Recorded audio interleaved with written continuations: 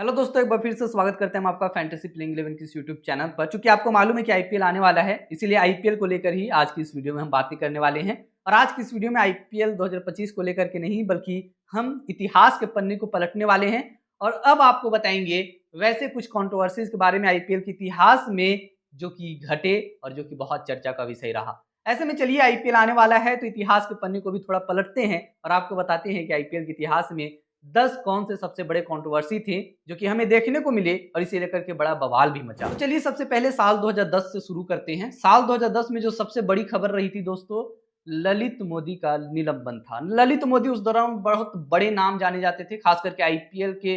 कहीं ना कहीं ललित मोदी ने आईपीएल को एक तरह से बनाया, उसके पीछे सारा दिमाग उसी का था। लेकिन इस शख्स के ऊपर बीसीसीआई ने ये इल्जाम लगाया कि इसने घोटाला किया, फाइनेंशियल घोटाला किया। इसके बाद बीसीसीआई ने ये इल्जाम लगाते हुए इस शख्स को हटा दिया और निलंबित कर दिया आईपीएल के अध्यक्ष पद से। इसके बाद से इस पर जांच भी बैठे, लेकिन फिलहाल ये हमारे देश छोड़ करके बाहर जा चुका है और अभी भी इस शख्स पर कानूनी कार्रवाई चल रहा है। तो ये एक बहुत बड़ी बात थी तब, जो जिसने आईपीएल की पूरी संरचना को तैयार किया, उसे ही आईपीएल में घूसखोरी और खास करके बेईमानी के आरोप में बाहर कर दिया गया। साल 2010 में एक और बहुत बड़ी बात हुई, हालांकि बहुत लोगों को इसके बारे में मालूम नहीं होगा। सर रविंद्र जडेजा को उस सीजन में बैन कर दिया गया था, आईपीएल ने बैन कर दिया था, बीसीसीआई ने बैन कर दिया था। क्या था कारण, आइए बताते हैं आज की इस वीडियो में।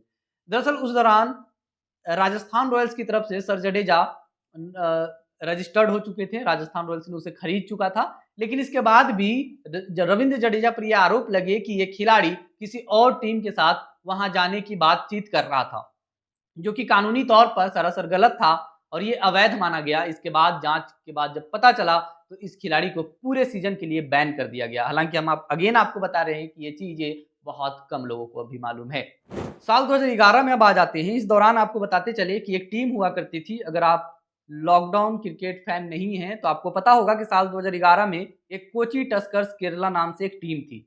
ये टीम हालांकि एक ही साल चली और पहले सीजन में भी कमाल की, अच्छा परफॉर्म की थी। लेकिन आपको बताते चले कि एक सीजन खेल कर ही इस टीम को बैन कर दिया गया। इसके पीछे कारण ये था कि फाइनेंशियल गड़बड़ी का आरोप लगा इस टीम पर। इसके बाद इस टीम को कर दिया गया आईपीएल से पूरी तरह से बैन। साल 2011 में ही एक और बहुत बड़ी घटना घटी दोस्तों। आपको बताते चले कि उस दौरान सौरव गांगुली का कद काफी बड़ा था।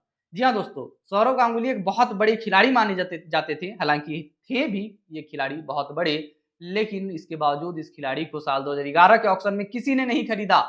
ये विवाद इतना बढ़ गया कि लोगों के अंदर गुस्सा फूट उठा। लोग इसे लेकर के बातें करने लगे। लगातार स्टेडियम पर इसे लेकर के कंट्रोवर्सी देखने को मिली, अटैक देखने को मिला। लेकिन बाद में फिर पुणे वॉरियर्स ने इस खिलाड़ी को खरीद लिया और बाद में फिर ये खिलाड़ी खेलता हुआ दिखाई दिया। लेकिन ये मसला उस समय काफी बड़ा हो गया था। अब आ जाते हैं सीधे साल 2012 में। आपको ये घटना याद होगा, ये दरअसल शाहरुख खान से जुड़ा हुआ है। वानखेड़े स्टेडियम में केकेआर और मुंबई का एक मैच था। उस मैच के दौरान शाहरुख खान जैसे ही इंटर करते हैं तो सिक्योरिटी गार्ड के साथ एक तीखी बहस नोक झोंक देखने को मिलती है। शाहरुख खान उसे भला बुरा बोलते हुए दिखाई देते हैं। हालांकि ये बात बहुत ज्यादा तूल पकड़ ली। इसके बाद शाहरुख खान को वानखेड़े स्टेडियम से बैन कर दिया गया था वहां जाने को लेकर के। हालांकि बाद में ये बैन हटा लिया गया, लेकिन फिर भी ये मामला काफी बढ़ चुका था। अब आते हैं साल 2013 में। ये कहीं ना कहीं क्रिकेट के इस खेल में, खास करके आईपीएल में, एक काला धब्बा है। जी हाँ दोस्तों, साल 2013 में भारतीय टीम के कुछ खिलाड़ियों पर मैच फिक्सिंग का आरोप लगा। दरअसल 3 नाम जो आप याद रखिएगा, श्रीसंत, अंकित चौहान और अजीत चंडेला, इन तीनों पर मैच फिक्सिंग का आरोप लगा और इसके बाद इन खिलाड़ियों को आजीवन बैन भी कर दिया गया। लेकिन फिर भी ये एक काला धब्बा रहा जो कि आईपीएल के इतिहास में लग चुका है। अब अगर साल 2013 के बाद साल 2015 में आए तो 2 साल लग गया इसे लेकर के सुनवाई होने में।